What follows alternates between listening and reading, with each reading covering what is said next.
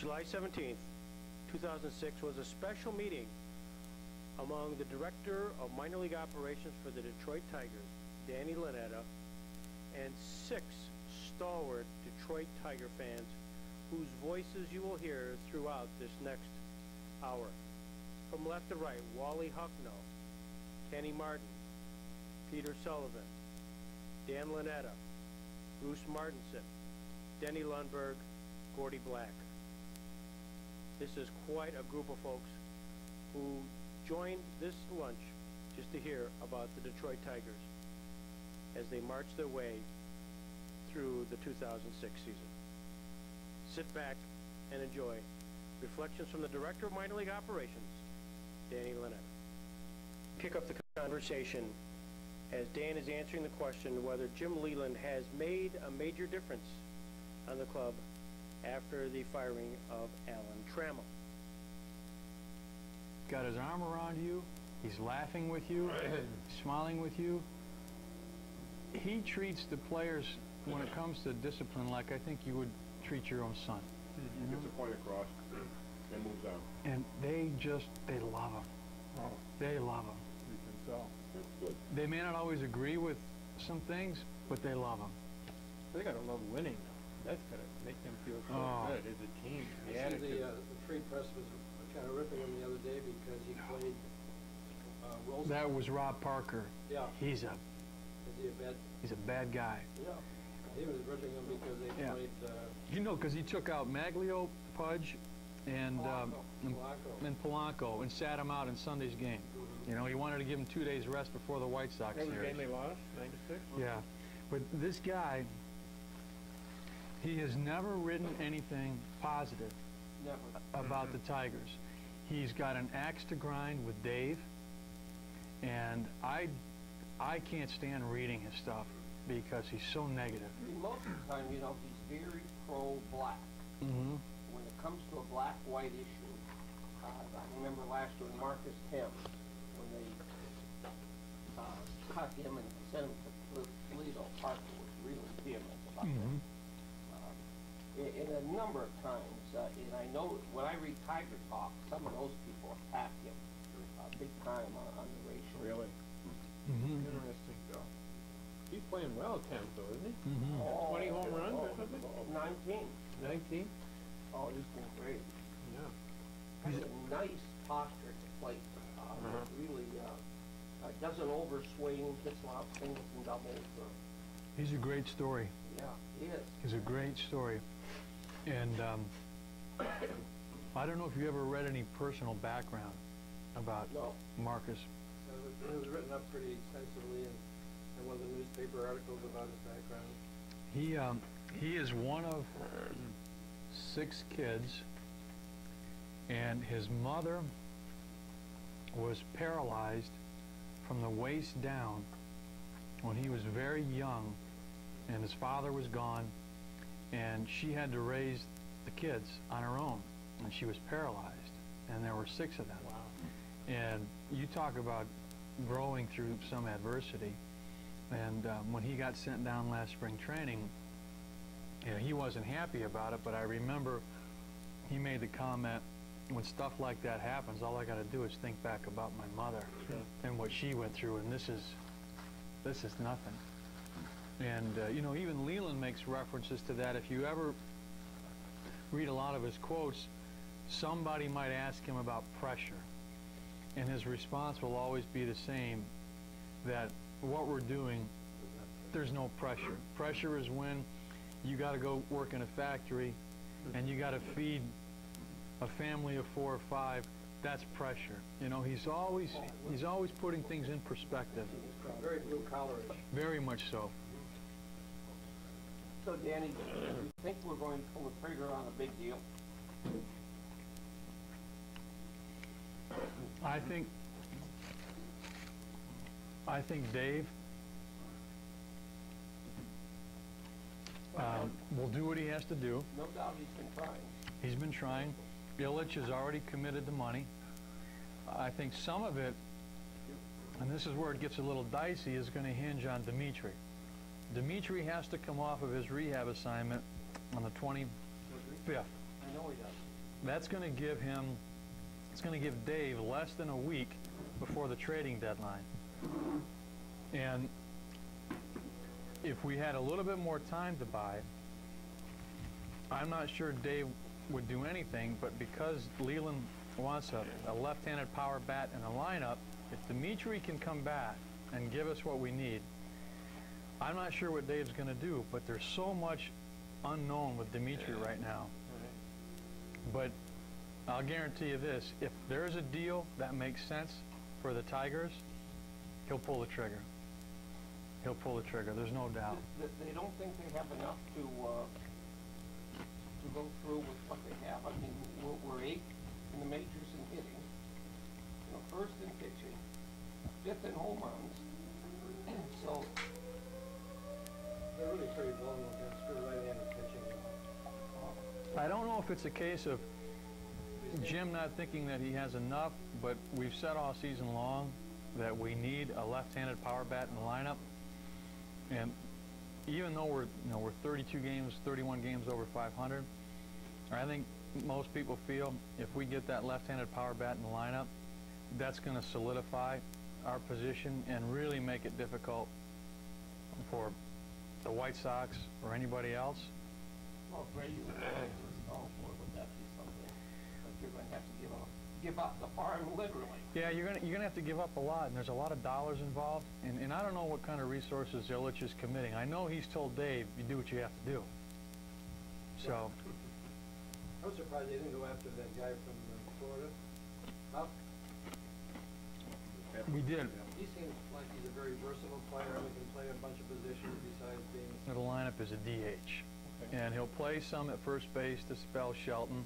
Right. Depending upon his quad problem, he'll play some in left field, maybe, you know, to help spell relief for the outfielders. And Gomez, Alexis Gomez, or Ramon Santiago, one of those two guys would have to come off. Okay. Yeah. Well, Gomez came up when Dimitri Right. went down. Right. And he's not bad. You know, he can bunt, he can steal you bases. Good defensive outfielder. And I think he's got up there to about 275 or 280 right now. But What are they done to combat Shelton? I mean, he's really struggling. I mean, I saw him hit a home run in Pittsburgh 2 weeks ago. It was mammoth. It was like 470 feet. But then the other 3 or 4 times he was up to bat. He's hitting 280 though, isn't he? Yeah. It was all at the beginning now, most of it. He looks helpless sometimes. terrible uppercut swing. When he swings everything up and around. Most of his issues are mental, because mechanically speaking and ability speaking, he's not a guy who's going to hit 40 home runs. You know, he got off to the hot start, as you know, and everybody got excited. But everybody will say that he's a very good hitter, line drive hitter, gap hitter. He's adequate enough at first base, but he puts an enormous amount of pressure on himself. And when he starts to get into a funk, he lets it get the best of him. You know, and we've had to work with him. We have a performance, yeah, basically, sports psychologist. But he's tough. He's not the kind of guy that will sit down and open up to you. And it's tough to get into his head. And when you got a guy who's dealing with a lot of psychological stuff and you can't get in his head because he doesn't open up, it's tough to break the ice. Sure. You know, early in the year, Dan, he would take that outside pitch line right field. No problem. Now everything seems to be, you know, the shoulders come out of there, the head comes out of there. High, soft fly ball. Or time strikes out. Pressing a little bit maybe, huh? Pressing a lot, Just yeah. doesn't stay in there. Geez, whiz. See, and that's why if Dimitri comes back healthy, now we get a little bit of relief over at first base. You know, we threw Pudge in there a few times this year. He did okay. But you don't want to have to rely on that once you get deep into the season and maybe close to the playoffs. And Dimitri's fine over there. Yeah. So Shelton is pretty darn good with the glove. he's been pretty good. And, you know, the rap on him was his defense. I know. Now, he's had, you know, I've seen him a couple plays this year. a week ago, he fumbled up a couple Yeah, the same a game. couple balls got by him, but he's been more than adequate. He really has. He really has. He has to sit down every now and then, doesn't he? He doesn't want to, but he has to. He has to. I mean, he's 34 years old. He fights them, I know, 100 every time. Leland Carlson is assistant manager. Yeah, he doesn't like coming out of the lineup. But you know, you got to rest these guys now, because now you're in a pennant race, and you got to have these guys fresh come August, September. And Jim, no matter how much a guy goes to him and begs to stay in the lineup, he knows what he needs to do to keep these guys fresh, and he won't be talked out of something. Just like last Sunday, you know, he could have been easily talked out of doing what he did, but he said no. He said, look, we won 3. Sweeping 4 games at home in any series is very difficult to do. And it wasn't like he was giving up the game, but he said, look, you know, this is important. These guys need to have some rest. And we scored 6 runs. And you can't say it publicly, but the fact of the matter is you're playing a bad club. Yeah. So you give your key guys an extra day's rest thinking, okay, we're going to have a chance. We're playing a bad club. No, it just didn't work out that way. Minor didn't pitch that well, and that really was what cost us. He pitched well down in Pittsburgh. The game that I saw down there, he pitched a real strong 5 innings. Mm-hmm. And then he seemed to kind of lose his, he lost his control, I guess. I think he's a controlled pitcher. Absolutely. Mm-hmm. He had no control this 5 stars. He was all over the place. Yeah, he was. And Leland went out and he kind of settled down and trained down.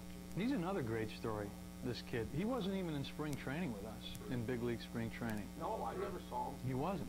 Not once. In fact, he was upset that he wasn't invited to big league camp, but we didn't have any room for him, and we didn't think realistically that he was going to have any chance to make the team. He goes to Toledo and fires off 6 in a row, and I mean, you just never know what's going to happen. Andy, what kind of prospect is Chad Durbin?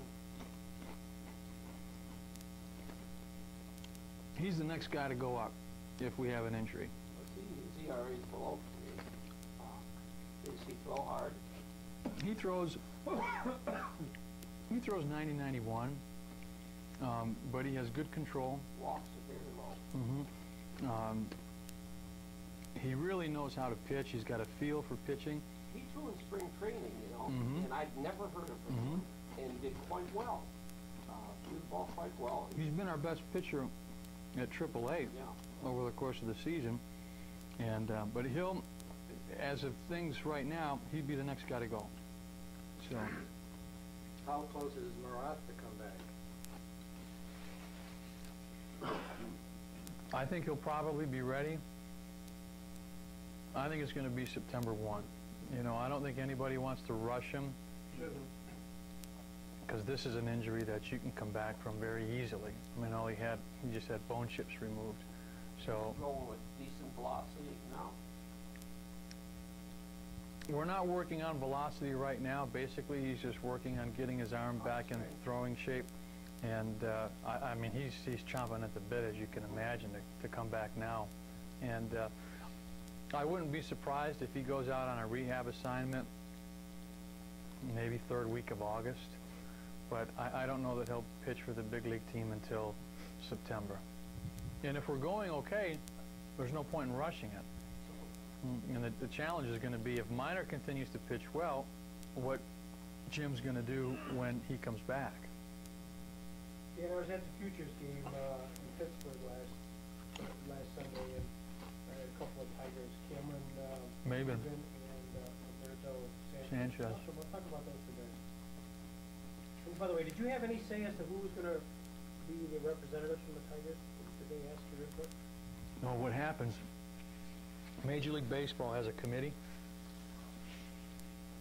and I don't know how many are on the committee. And I think Watson chairs the committee, if I'm not mistaken. And what they do is they go through each team's prospects, and then they will select anywhere from 4 to 8 names from each organization. Then they send out a notification to each club, and they'll say, these are the names that we have chosen as potential participants in the Futures game. Do you have any objection to any of these guys playing in the Futures game? So we'll go through the list, and then when we approve the list, it goes back to the commissioner's office, and then they select who is going to play. And so we don't have any say in who gets selected, only approving the availability of the players. Maven was our #1 pick last year. This is a 5-tool baseball player. I mean, he can do everything. So was what's the guy's name?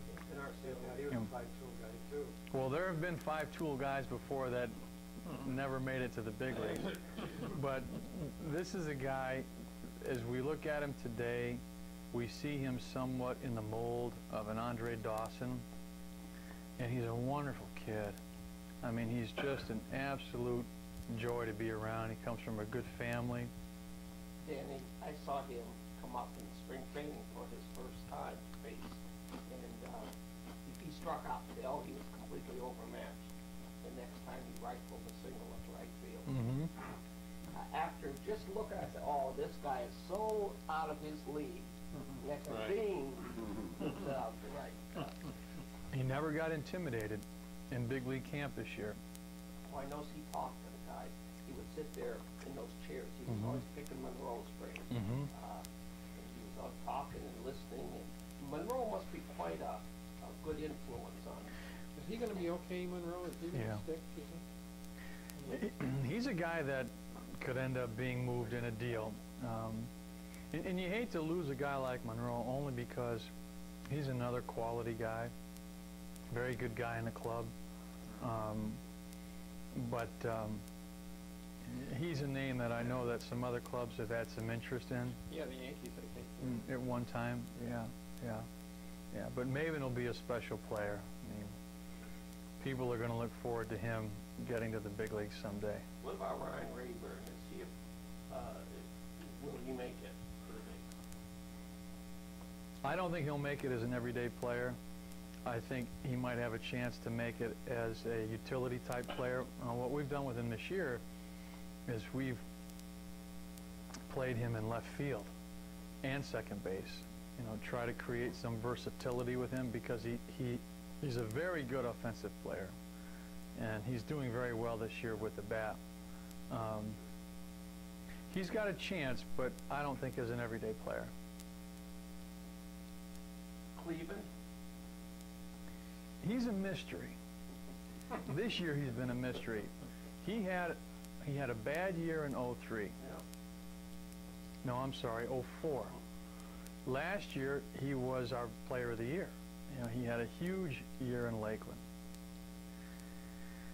So we sent him to AA this year, really believing that he could tear it up at AA, and he's had an awful year. I don't think he's hitting over 215 or 220 right now. He's only got 8 home runs, and no one seems to be able to pinpoint why he's struggling as much as he is this year. He hasn't made the necessary adjustments at times, and maybe it's something as simple as that, but he's a little bit of a mystery. I would guess that if things don't change in the next month and a half, that he'll probably have to go back to AA next year. Now, he's another guy who could, you know, who might be out there in potential trade talks. I was surprised, Dan. Luke Logan had an attitude this spring. Bad attitude. Didn't run out ground balls. Lackadaisical. You could see it if you watch it. He got down on himself. The better Granderson got, the worse Luke Logan acted. And they were good friends, or probably still are. And they still are. Still are. Logan had the jab going into the Yeah. spring training, didn't he? Well, Start with, or no, because what happened, he won the job in spring training last year. Yeah. Well, in August, I think it was mid-August, we called Granderson up.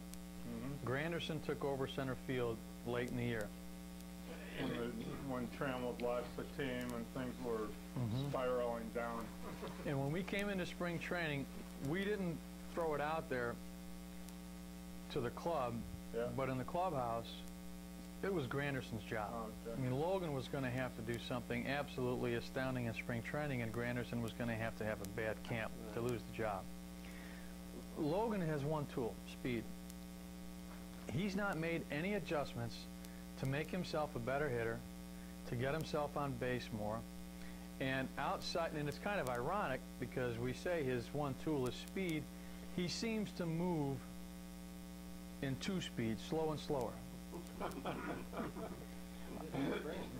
So he not only loses his job in center field, he loses a spot on the club. He gets sent down right at the end of spring training, and he played the woe is me. Broke his knuckle, broke his thumb or something. Yeah, broke his finger. I think it was his index finger, but he kept playing the woe is me game. Kept feeling sorry for himself. Well, you know, we talk about this all the time. If you get sent down and you're in his shoes, Sure. you have two choices. You can feel sorry for yourself and dig yourself a deep hole that you'll never get out of, or you can go down and say, I'm going to show these guys they made a mistake, and I'm going to play my rear end off and force their hand. That's what you should do. No, he did the opposite. He came back from the injury, played terrible. Dave was in Toledo watching the Toledo club, and we were right at the point where we had to make a move with a guy. And the last game that Dave saw, Logan just dogged it. So Dave called us up and said, get him out of here. So the next day we sent him to Double-A. Now he goes to Double-A, and he goes through the woe is me thing again, and then he hurts his quad muscle. He's on the disabled list right now. I keep reading the Erie write-up. I haven't seen his name, so that's it. Mhm. Oh, is he with Erie now? Mhm. Erie, oh, he's back with Erie, okay. Yeah. So, and unfortunately, Dave has tried to trade him, but he has no trade value. No. No, thank you. Not now. Not now. A year and a half ago, he did. Yeah, he did. No. There was a lot of, the Yankees had interest in him Really? last year, but now there's no trade value. So, He's still a young fellow, so. Yeah, He boy, might he go could off. fly though, boy. oh man, could he fly. But he's got to turn it around up here. Who's in the system, you know, that looks promising? Mabin's number one, by far and away. Cleveland, the right fielder in Erie. Pitching-wise, there's Sanchez, Tata, Jurgens are the three top pitching prospects. Our best prospects right now are probably at West Michigan. Kirkland, the third baseman at Erie, is a pretty good prospect. He's got to cut down on his strikeouts. Playing with the Tigers. Yeah. We'll have a good battle. Does Inge, how do you say it? Inge. Does he own third base, or is he vulnerable with a 225 average right now? He's the best 225 player Yeah, that he he's ever is. I seen mean, in life. he seems to be. Great athlete. Yeah. He's a Third string catcher. Tremendous athlete. Yeah, He made some plays down in Oh. Pittsburgh that were stunning. yeah, But you know, when your lineup 1 through 9 yeah. is doing what we're doing, I mean, you can afford to have a corner infielder who's not hitting for average. I mean, he hits for power, but he's not going anywhere. So he's solid. He's as a rock solid, there. yeah. That's what I've seen him Yeah. play center field, and he runs in center field Yeah. just like he's Yeah, natural. yeah. He was He's a shortstop one day. He was all over short. a tremendous athlete. Yeah, he can play any place. There was a thought before Jim took the manager's job that Inge might be a super utility type player where you could playing behind the plate, third base, in the outfield. Well, 2 months into the season, Leland said, there's no way. This guy's an everyday third baseman. You know, and that's where he wants to play. He doesn't want to catch. Is that what he played in college, third base? Shortstop in college. Was it? Yeah, he was. Yeah. On the depth chart, is he behind Wilson and catcher, though, or no? He'd be the emergency catcher. Okay. Shelton too, but I think that Shelton to catch it? mhm. He looks like Yeah, one. right. If you had a situation come up like that, I think they'd put Inge behind the plate before they put Shelton. I watched Munson catch for Houston, when we played Houston. You're talking about the former third baseman? Yeah. Eric With the Munson? Tigers. Mhm. He's trying to catch him? He's with Houston, and Is they he? started him against the Tigers. He hit a home run. He did hit a home run when we swept him. And he didn't look bad behind the plate. You know, he was adequate, but you could see that he was. He was a catcher by trade. Mhm. He was. Well, he looks like a ball player. Yeah, I know he did. Pena is he ever going to make it back? Let's see, I know he's with the Yankees. I haven't seen his numbers lately, and the last I saw, he was hitting around 200. Was I don't know where he's at now. There's a guy you talk about, a mystery guy, blessed with enormous power, right? quality guy, The thing I liked intelligent about guy. him was that he used to say, "Boy, I love to play baseball. I'm the luckiest guy in the world." That's what I heard he said. Now, if he said it, I think that's great because not a lot of these guys talk that way, you know. He got down on himself too. 'Cause he never could hit in the first part of the season. Yeah. God, he was struggling, and then the second half of the He season. got 4 home runs in a game one time. I Three don't, home Yeah. runs? maybe three, yeah. Did he? Yeah. Yeah. That was a tough decision in spring training, whether it was going to be Shelton or Pena, but, you know, ultimately, nobody felt like Pena was going to put up the numbers that he needed to play every day, and people just saw something there that said, you know what, it ain't going to happen, and it hasn't. You wonder, as a left-handed bat in the last part of the season here, he might be a cheap pickup. He would, but you know, sometimes when you release a guy, you don't want to bring him back. Seldom do, once in a while. Yeah, Cycle of yeah, once in a great while. Brad Otto, I Yeah. had him about 3 times. Yeah. Yeah, but I mean, you just don't know. I mean, anything's a possibility. I just gotta throw in a little historical vignette when you talk about holding a guy. There was an old catcher by the name of Harry Cheaty, who I think was part of the Tigers at one point. So anyways, as the story goes, Harry Cheaty was traded to the Mets for a player to be named later at the end of the season. Sure enough, who was the player to be named later? Harry Cheaty. He came right back. The Major League Baseball go, whoa, what's this all about? Wait a minute, there's no prohibition, and sure enough, he's the only guy in the history of Major League Baseball who was Traded for himself. Looks pretty good. How good is this Miller that they drafted? Real good. Yeah, he's real Did you good. get to see him? I watched the World Series. No, I didn't. Yeah. No, I just, And I called my son down in Raleigh. I said, "Hey, Andy Miller's pitching." I said, "Boy, he just had a terrific inning." Geez, he was throwing that fastball. He got up to 95, 96, and he threw a couple curveballs. Geez, next thing, someone rips a 2-run homer off of him. He's got a chance to be a real good one. it'll be a tough sign. Yeah, yeah, he will be. But Excuse me, this thing with Pudge Rodriguez and the steroids, is that a issue, or is it going to be an issue, or was he's changed, his weight has changed too much, or he looks like he's lost a lot of weight, but he's still a good player? when he So came to anyway. camp last year, he had lost a lot of weight, and it was noticeable. Yeah. Was there a steroid issue there? No one really knows for sure. You can have your own suspicions about things, especially when a guy loses a lot of weight. Now, in his defense, he was going through an extremely difficult divorce.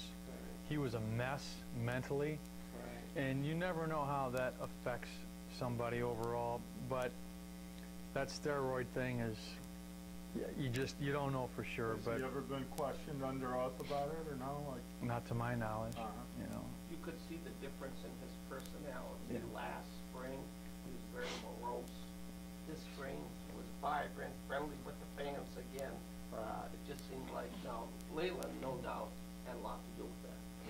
But You he can was- see it in how he's interacting with the players. Yeah. Because, you know, he was a loner. Last year, the guy was always off to himself. He was sort of a recluse in the locker room. Guys thought he was aloof, didn't interact well. This year, you don't see anything like that this year. He's on the top step always. Yeah. I mean, he's gotta be a big help to the pitching staff. Yes. Right. Yeah. I mean, look at Kenny Rogers. You know, now there are some guys, some pitchers who don't like to throw to certain catchers for whatever reason. Kenny Rogers had nothing but great things to say about Pudge, and they were together in Texas. So that says something. How suspect is Jones as a closer? I mean, that's a, All or They nothing. named him roller coaster. Yeah, they didn't name him roller coaster for nothing. That's right. All or nothing. Huh? When he was with the Tigers before, they named him roller coaster. Man, I'll tell you what, Oh, a couple. he's had a few this year, hasn't he? But you know what? He's throwing better now. And Much harder. Got it up to 94 the other night. yeah, when he struck out, yeah. On a 3-2 pitch. And Yeah. Leyland went out to the mound. Yeah. 3-2 pitch. Yeah, I remember seeing that. Yeah. Goes out to the mound, goes back to 94. And that doesn't happen very often when the manager goes out on a 3-2 count with 2 outs. Right. You know? But what is it, Zumaya, is that his name, the other left-hander? Right-hander. He's the Set up, man. Does he look tough? I mean, Yeah. and he's Yeah. so effortless. You know, I was watching him in Pittsburgh, he pitched one inning down there, and he got in trouble. He walked a couple of guys, he hit a guy, but he throws that, you know, he was out in the high 90s, one pitch was a 101 down there, they Yep. had it up on the scoreboard out there, and he throws it with so little effort. I mean, the ball just has to explode up there. It does. That's what it does. It explodes out of his hands. What's his age? 22. Rodney? What's Rodney? wow. Rodney's got to be 20, I'd say 25, 26. Verlander's going to be one of the 3 top pitchers in the majors. I agree with you. You think so? Oh, Yeah. This kid, you talk about throwing effortlessly. The game he completed, he threw in the upper 90s in the 9th inning, 97 or 98 miles an hour without an effort. Leland was absolutely dumbfounded. He said, I'd never seen anybody throw 99 in the 9th inning. He did. Reggie Sanders said he's Randy from the right side. No You know, kidding. I mean, is he going to be that good? Well, we'll find out, but he's a special Well, guy. He really throws easy, nice easy motion, and that curveball just slider, just bend your knees. You know that stuff? Can do. Does Leland really smoke the fact today? He smokes a lot. Does he? Oh, You know, he doesn't, I don't see him smoke in the dugout anymore. You used to see him when he'd kind of go in the corner and he'd cup the cigarette. And I don't know that he does that anymore, and if he does, he makes sure that he's out of view of the camera. But he's always got a big pot of coffee and his Marlboros. Does he? Yeah. Wow. Yeah. I hope he lasts a while. Yeah, you know what? I think there's a few of us that think the same thing. why don't you give him some sunflower seeds? That's right. But he's such a, Sparky. Oh, Sparky, Yeah, sure. the whole game, that's Yeah. how he did. he's such a hyper guy. You mentioned Pudge and his attitude, the way he has that. The chemistry is good, and it's got to be excellent in that locker room. It's outstanding. It's gotta be just That's been one of the concerns about Dimitri. Not because he's a bad guy. He's not. I think Dimitri is pretty well liked in the clubhouse. But when a team is going as well as we are, and you bring a guy back that's got some serious baggage, Yeah, good point. you wonder how much of an effect it could have on the club. You don't need cancer, no. You know, Dimitri Young has been so well liked, and he interacts with the fans in spring training, maybe better than anyone else. The fans just love him, and he loves them back. And I was shocked to see, you know, he had the, what probably Domestic, the domestic, or whatever it is. Such young gals, too. Oh, his brother's Well, he doesn't make him a bad guy His brother, for the one that That was his brother. threw something in the umpire's face. Flipped the bat Yeah. at the umpire. Maybe Yeah. that little familial. Seems Oh, that's too bad. seems like Do the push it. You'll let it down. Push it, yeah. Dan, tell me about your role in this operation. Specifically, you have a title, Director of basically the minor league operations. To what extent do they bring you in on the decision making, for example, of a 40-man roster? When it breaks, the 25-man roster, when it breaks in spring training, how much are you involved in that? When we break camp, Leland decides who he wants. You know, we have probably 4 meetings during the course of spring training. And when we talk about player cuts, Dave leads the meetings. But you're there. Oh, yeah, yeah. And Leland will decide who he wants, unless there is some rules issue that factors into your decision making. But ultimately, it's not even Dave. Dave is responsible for getting the players that we have, and when it comes to who's going to be on the 25-man roster, it's Leland. He seeks input from the coaches.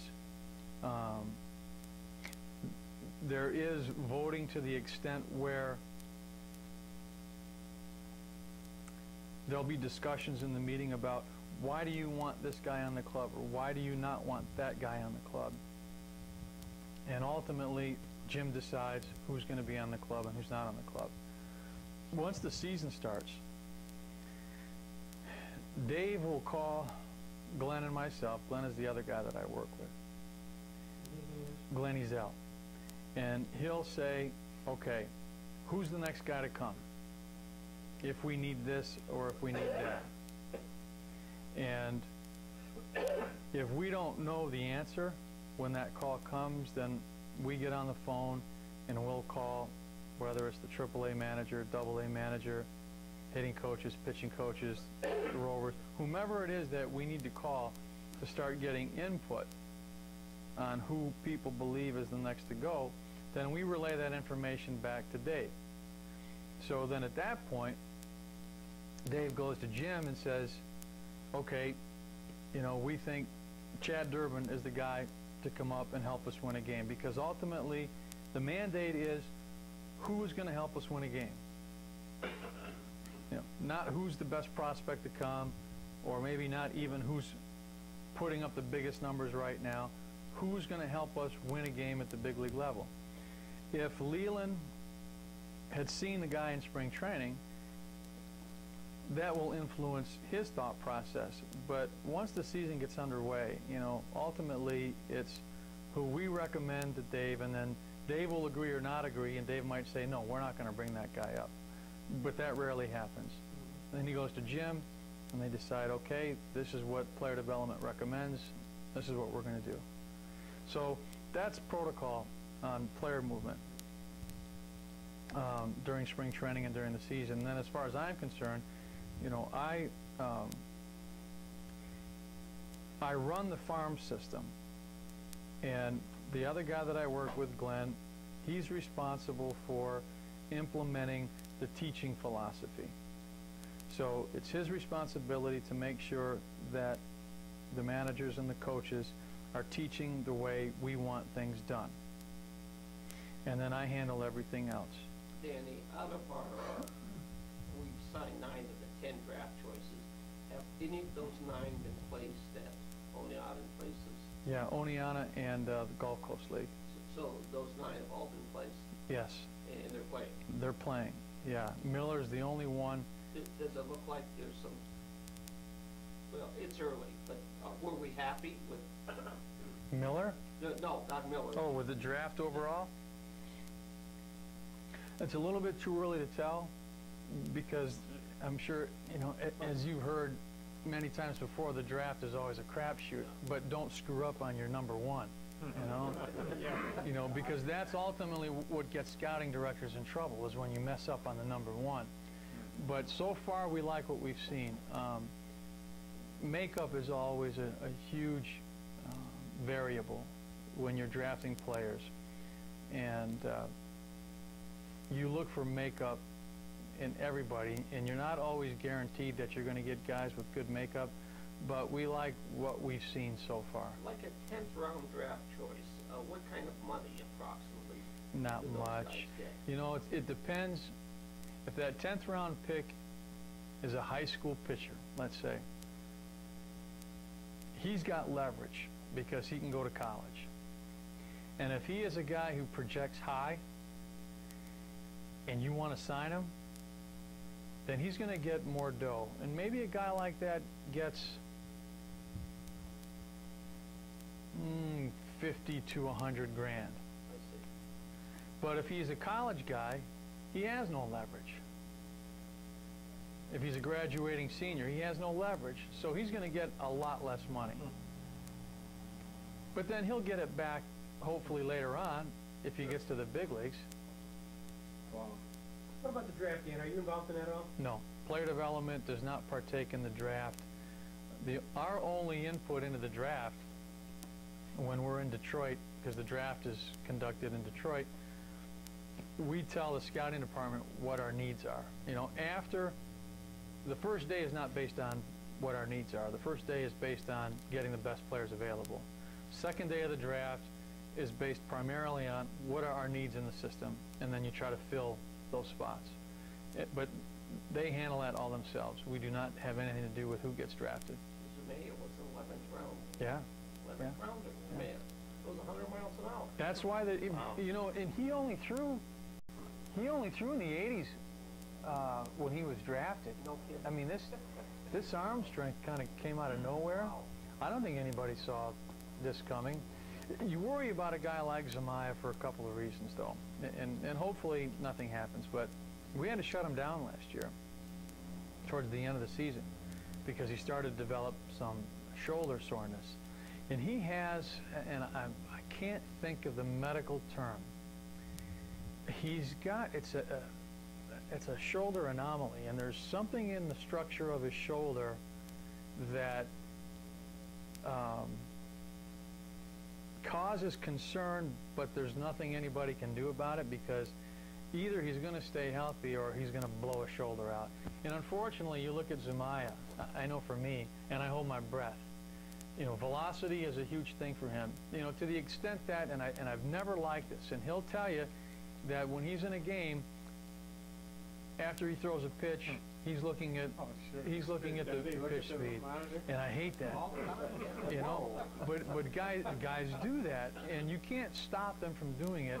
But velocity has become such a big thing in the game that Big ego thing. it's a huge ego thing. But he's a guy you hold your breath on because he's so young. He throws so hard.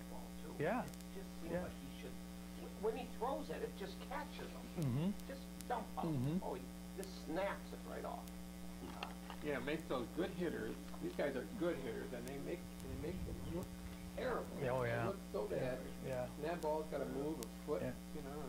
And, amazing how that ball moves. You know, and that's right, and because most baseball people will tell you it's not about velocity. Now, with your movement and location, you know, but now velocity is important, but that's not what it's all about. I mean, gosh, look at Greg Maddox. Right. You know, I mean, he's 89-90, but he knows how to pitch and he knows how to locate. Dan, to what extent does Mike Ilitch become part of the Dave Dombrowski work? I don't know how much day-to-day dialogue there is between the two of them. I know that since we've been winning, there's more, because Mr. Ilitch has taken a much greater interest in what's going on with the So team. have I. Yeah, a lot of people have. I think in the same vein, so. 42,000 other fans are out there. Yeah. You know, I think they probably converse several times a week, and Dave is very good at keeping ownership always abreast of what's going on. You know, ownership wants to know, and sometimes general managers, they like to keep their owner at a distance, you know, but Dave is just the opposite, which is good for him. He's at quite a number of games, but I know since we've started winning, I mean, all he talks about is being committed to giving Dave what he needs to get that next player. So Did he show up at spring training this year?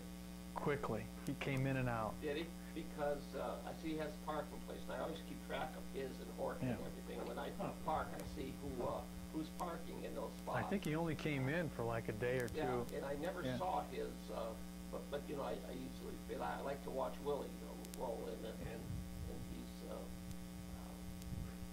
doesn't take much to keep old guys happy. Oh, I'd say.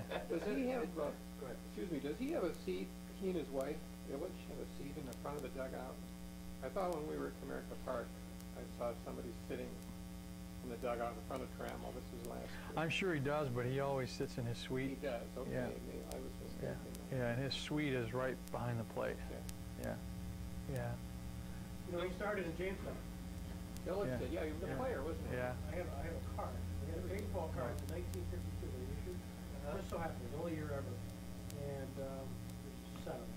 How far did he Illich. get as a ball player? And they didn't have a- Not very, I think that was about it. That Yeah, was it, huh? I think so. It's interesting That's a to whole see interview the- unto itself sometimes. see the Detroit papers, but it's still the Red Wings, and then it's the Pistons and the Tigers. You know, traditionally that's been the makeup of the headlines, and it's been the Detroit. Because papers. we've been losing for so sure. many years, but Right. that's changing now. I was a Lions. Bring back Bobby Lane. I'm surprised you put him in there. But you know, you can honestly say about Detroit that it's a baseball town. Oh, Like you can say Pittsburgh is a football town. It's just that the interest has waned because of, yeah. having such- 20 years of- yeah, no. you can't blame the fans. But they came back Very this good. year, too. It's a blue They collar- did. It's a blue collar town. Yeah. And, Now, do you have a house in Detroit at all? No. Apartment? No, when I go there, they put me up I see. in a hotel. So your wife never or hardly ever makes a trip with you? With the kids, it's hard. She told me, yeah, she told me. So that was fun. Yeah, yeah, she told where me. do you reside? Lakeland. Oh, do you? When I took the job with the Tigers, one of the things that made it so attractive, in fact, it was funny, I had come home, I was at home, I walked in the house and my wife said, Dave called, he needs you to call him back. And Dave and I, you know, we were in each other's wedding, we're good friends, so we would stay in contact with one another, so I just figured he was calling to say hello this particular night, so when I called him back, as soon as I got on the phone, my wife knew something was going on. It wasn't a hi, how are you conversation. And I mean, he was quick to the point. He said, I want you to come to work for us. He had offered me a job when he went to work for the Tigers in the fall of '01. I mean, within the first week that he was with Detroit, he called and offered me a job. And it wasn't what I wanted to do, so I had turned him down. And actually, I thought he was very upset with me, and I think he was to a certain extent, but obviously a couple of years later, that wasn't the case. But when he called to offer the job, he said, look, we've never done this before, meaning the Tigers, but if you take the job, we're going to relocate the player development and scouting departments to Florida, and we're going to create a year-round operation down in Florida. So how does that sound? Well, my wife is a native Floridian, so that's all that needed to be said. And but she would have gone. She would have gone to Detroit, but it would have been a huge adjustment for her. For me, it would have been easy, you know, because I'm from this part of the country. But I think it really is better for the organization when you have your player development and scouting departments based in Florida or Arizona, wherever you are. It's really natural. It is. Yeah. It is. It's wonderful for the relationship that you have with players because they know that you're there. They can come into your office at any time. We're trying to create an environment where players are going to start coming to Florida during the wintertime to do their off-season conditioning. That's a real challenge, but it's one that we're trying to work on right now. And it just makes a difference, departmentally speaking, to have that year-round operation. The only drawback is that when you're not in Detroit on a day-to-day basis, you're out of the loop on all communication. I mean, you're in the loop on some communication, and the most important information you're always in the loop on, but there's so much conversation that goes on in the office on a day-to-day basis that you just wouldn't pick up the phone and say, oh, hey, by the way, this is what we were talking about today. You know, oftentimes you're having impromptu conversations or discussions come up about players and whatnot, and that's when it becomes a disadvantage. But that's not enough to say, well, then we need to keep the departments based in Michigan. long You had this job with Detroit, Year and a half. year and a half. Yeah. Mostly telephone or email? It's voicemail and email. Rarely do you pick up the phone and talk live with somebody unless it's urgent. But the cell phones, the voicemail, you have to check your voicemail about once an hour. Yeah, it's not uncommon to go through the course of the day and have between 30 and 50 pieces of voicemail by the end of the day, you know, especially this time of the year. They call you up to Detroit much? Dan? I usually go about once every 6 weeks. Yeah. You also travel around to all the farms? Yes. You're on the move? Yes. on all farms. Which makes it nice to be able to be here because I can come here for the month and use this as a base of operation and then go to Toledo, Erie. You saw Lunette right here, didn't you? I saw them here and then I went down there Yeah. because I have to go to the home city too. So it's easy to get to every place from here. And with technology today, I mean, you can work from a treehouse anymore. You know, it's just, I don't know how we used to function years ago when you had no cell phones, you had no voicemail, no email. I don't know how we did it. I mean, because today, Different world. it's a different world. You know, you're available on a second. In fact, I had one thing happen. Dave does not like to not be able to get a hold of you if he needs you. And, you know, sometimes you may forget to have the phone in your pocket. And Playing golf, you have to turn it off. you know, I was supposed to play yesterday, and I told the guy I was going to play with, what's the cell phone coverage like at the golf course? And he said, gee, I'm not sure. And I said, I can't play because I can't be out somewhere for 5 hours and take the chance that I can't, you know, be contacted. But, you know, a couple of times I may have put the phone on vibrate and I set it down, or I was in the other room and Dave calls, and if you don't answer the phone, it's like, where are you? Why aren't you answering the phone? Well, I was in the bathroom. Well, next time, take the phone to the bathroom with you. You know, he's got to be if the Tigers stay winning, he's got to be a shoo-in for executive of the Oh, I year. would think so. Yeah. You know, it was great to see Bud Selig say the other day that Detroit is the best story in baseball this Oh, year. yeah, I heard that. But I would think so. I mean, I would think he'd be a shoo-in, and I hope that would mean a nice extension, because if he gets the extension, we get extended. You didn't see the column by the visiting columnist from Chicago this morning. I read it this morning. In the Detroit paper. Honestly? No, I haven't read the stories yet. There's some, don't worry, Tigers, the Sox are still better than you are. That were the headlines to that effect, and then he went on.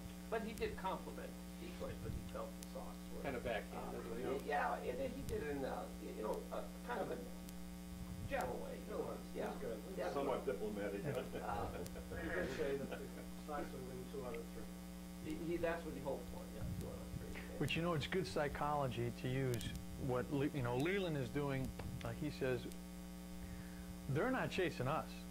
We're chasing them. And you don't want to position yourself to make it sound like we're on top. That's right, you know. Well, Chicago's got a great team. I mean, they are Yeah. good ball company. Yeah, they do. I mean, the Tigers been Change playing. has gone south a little compared to last year, but they're... Right now, let's hope that happens this week. But you know, we had some lousy pitching last week. Bill Bonderman wasn't good. Yeah, Minor didn't pitch well Rogers wasn't Sunday. good. Rogers wasn't good. With that layoff after the All-Star Yeah. game, too, a lot of times, you know, pitchers will, you know... they Who's lose throwing tonight, Wally? Robertson. That's always a concern when you go into the second half. You know, and Rogers has had a history in the second half of not pitching as well. Sure does. And you have to trust that Leland and Chuck Hernandez are going to handle the staff in such a way that we can avoid that second half downslide. You know, Rogers seemed to throw the ball well the other day. He had more velocity than I've seen. It just happened to be the bat was where the ball was. Yeah. Too many times. Yeah. How big a presence are the Tigers making into the Dominican and the Central American countries. I think for years they kind of neglected that, or they weren't a big presence down there. They Significant. We just, this winter, appropriated an additional $1.5 million with our Dominican and Venezuelan operations. Actually, we were only in the Dominican up until this year, and we have a very extensive program in the Dominican, but this year we included Venezuela. And we hired a number of personnel from the Red Sox who were with us when we were together with the Marlins. And actually, when you look at our baseball operations from top to bottom, there's a very strong Marlin influence now. There's a large number of personnel who came over from Florida. So we have a very significant presence in those countries now. And we do some Pacific Rim scouting. Not as much perhaps as the Yankees in Boston and maybe some of the West Coast clubs, but we feel the future really for us is in Latin America. And Al Avila plays a huge part in that. And his dad for years ran the Dominican complex for the Dodgers, and Al has extensive scouting throughout Latin America. And you have to have somebody who has that kind of exposure that can take you into the right places, or at least lead you into the right places. well, that's just a wealth of talent down there. Yeah, it is. It's a huge wealth of talent. And you know, something interesting is happening, which I think is going to place an even greater emphasis in Latin America. And I had made the comment that the day after the draft this year, that when I went through our draft board, we didn't select any African Americans. And we weren't the only club. And I was reading a story, I think it was in USA Today the other day, that said that the African American percentage in Major League Baseball has fallen from 27% just a few years ago to 8% this year. And the black athletes are not playing baseball like they used to. I mean, they're playing basketball and they're playing football, and consequently we're losing the better athletes. So now you start to place more of an emphasis perhaps on Latin America, because that's where the very good baseball players are. But something has happened between I never would have guessed. That's a huge change. huge, it's a significant. But the Latin American has come up, though. That's come up. Yeah. Monroe and Dimitri. But I mean, in the last couple of years in drafting, you know, There's just not many on the major league level. they're not playing. They're not playing the game like they used to. And I don't know how you overcome that. It's easier, you know, in the inner cities to be playing basketball. Basketball and football are the glamour sports, and that's where they're gravitating towards. And I don't know how you overcome that. My son-in-law is from Venezuela, and I mentioned soccer. He said, well, soccer's okay, but in Venezuela, he said, there's a baseball field every place. He said, you can be in a dirt poor village, baseball field there. All the kids are playing. He says it's #1 in Venezuela, so far above anything else. Yeah. And he said, even there with this, you know, the revolutionaries, and he said it's still, they just seem to stay away from those and let those youngsters play, and it's... Same thing in the Dominican. But you know, the kids can go out and play, and they don't need equipment. I mean, I've seen kids, and it breaks your heart, I've seen kids in the Dominican using cardboard boxes. They would make a glove out of a cardboard box, you know, because they just didn't have any money to get baseball gloves. Now you can imagine if you're concocting a baseball glove out of a cardboard box, what kind of soft hands you're going to develop for yourself. What was the name of that pitcher from Venezuela, the relief pitcher for the Tigers? Hernandez? That shot, or was it a Urbina. What was his name? Urbina. Urbina, isn't he in jail or on He's in trial, prison. or- He's in prison Boy, did in he go through Venezuela. What an ugly story that was. Yeah, they traded him to Philadelphia. Timing is everything. We made that trade for Polanco. Not only Oh, yeah, they got was it good to move Urbina, but we got a player like Polanco out of that.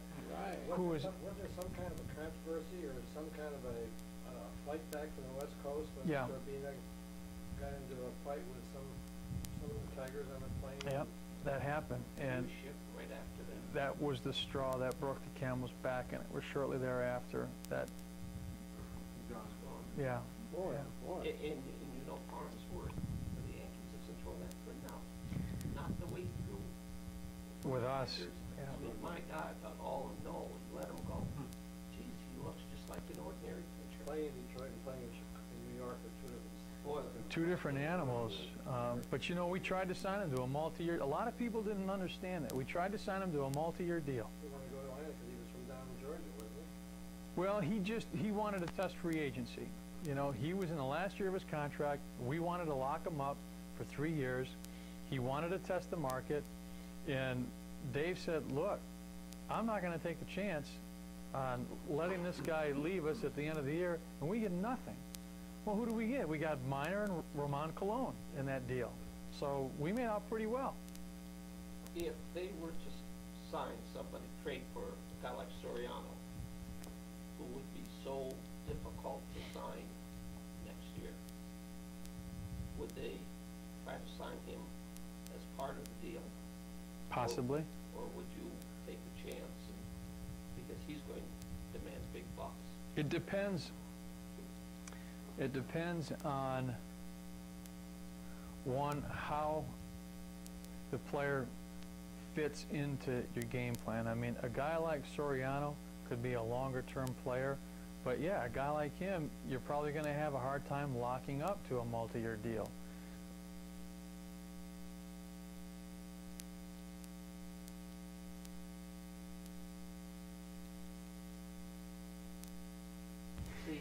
That's the other thing that they say about Comerica, is that the seats are more like spread out. You know, in a lot of new stadiums today, you kind of go up more at an incline so that you're closer to the field, but at Comerica, it spreads out so that you don't feel like you're as close to the field as you do in other parks. We went to the Nationals game when the Yankees lost about 3 weeks ago in the 9th inning. I was down there with my son-in-law, and we were in the upper deck, but we were about 10 feet down from home plate, and it was a sellout. But you felt like you were right on top. Yeah. Right on top of Pittsburgh field is a good place. Greg can attest to that. That's a great ballpark. They say that might be the finest park in the league. Yeah, I've heard that. I've not seen it, but I've heard that too. They really customer service. I think Jacobs is a nice one. Is it? Yeah, It's very Yeah. user-friendly, good spot. got good memories of the Jake. That's when we played Cleveland in the World Series in '97. Oh, that's right. Yeah. Wally, do these guys know what happened in spring training? Well, everybody in Jamestown knows because Scott Kinberg. Oh, that's right. He called me, and I didn't know he was writing a column. And he had talked to you, and he just, what about this? And so we talked probably for 15, 20 minutes, and a couple days later, it was in the paper, and my daughter called me from Faulkner. She said, geez, you didn't tell me you had a ball from Al Kale thing. I said, oh yeah, I got one of those plastic boxes that's right there in the living room. The light shining on it. Well, Burning incense around it. but you know, Al Kaline, the guy looks like he could go out and play right field. You know, he's Oh, yeah. 72 or 73 now. He's in. And what great shape he is. He looks good. He was out there the day we were there. Yeah, he does look good. Now, up to this year, he was always in uniform. I don't think this year he was in uniform at all. He doesn't. No, not anymore. But He's he done. was in uniform instructing outfielders in spring training. Was he? Yeah. Yeah.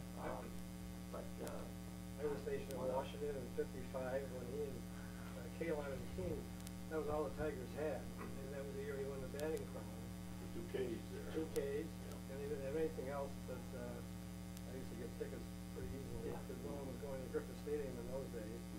And Kalen was, 19 years old, from Baltimore, of course, and he was just a joy to watch, and what a graceful outfielder. I mean, he wasn't fast, but he just had such great in that arm. Oh, yeah. I mentioned Cleveland. He made a throw last year from right field, a strike to third base. I didn't realize he had the arm and got the runner by 10 feet. I haven't seen, Ichiro was the last guy to see throw like that. Yeah, he's got an above average arm. Yeah, well, he cut that one and it was just... He's got a hit though. He's got a hit. But he's not. Yeah, he's not this year. Not anywhere near the hitter he was last year. Well, Bruce and I were at the series in 68. And we saw, I was sitting behind home plate for the Sunday game when Gibson pitched against McLean. That was going to be the big matchup. And it was Kurt Clever. Oh, Blue Brock. Hit one in the third deck. Was it Brock? Off of Denny on the first pitch. And Gibson was just absolutely dominant. I mean, you couldn't... Was that year Denny won 31? Oh, yeah. Yeah. Yeah. Yeah, sure was. He come back and pitch that game like 113-1. What's his name was playing shortstop? The center fielder?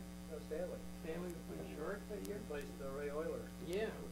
Symbolically, Denny Lundberg brought a group of 1968 headlines from the Detroit Free News to the event. As they enjoyed in 1968, they predicted in 2006 that the Tigers would and will win the Major League Championship. To Danny Lunette and the sages of the Detroit Tigers, we say thanks so much for an enjoyable afternoon.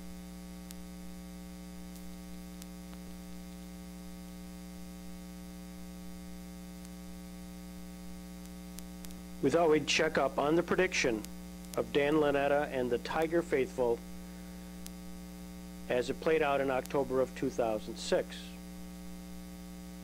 The Detroit Tigers entered the playoffs as the wild card, having lost its position to the Minnesota Twins at the last part of the season. Their opponents, the New York Yankees. The first game of the best of 5 series, the Detroit Free Press says it all. Yankees go home. Tigers won 3 straight games, with the last 2 in Detroit, sending Detroit into an absolute frenzy and New York into a state of despair. Next stop, the Oakland Athletics, who dispatched the Minnesota Twins. The New York Times sports page says it all. From woeful to World Series, Ordonez hit 2 home runs, including a game winner in sweeping the Athletics 4 games straight. Detroit was in the World Series, and a hoped-for prediction come true with a meeting with the St. Louis Cardinals. Previously, the Cardinals and the Tigers had played in 2 World Series. St. Louis winning in 1934, and in a clip which was seen earlier, the Tigers and Mickey Lolich defeating Bob Gibson in 1968. In the Post-Journal, and Scott Kinberg caught up with the excitement of the World Series and the local influence, using a previously used picture and referencing our gathering. Scott Kinberg talked about the wonderful involvement and the long legacy of Detroit Tiger fan interest here in Jamestown, New York. After splitting the first 2 games, the Cardinals went on to win 3 straight, with David Eckstein being named the most valuable player and former Jamestown Jammers Jeff Weaver winning the decisive 5th game in St. Louis. It was a fabulous run for the Detroit Tigers and portends great things for the years ahead. And we heard it first in our meeting with Dan Lunette in July of 2006. Hopefully there'll be a postscript to this next year.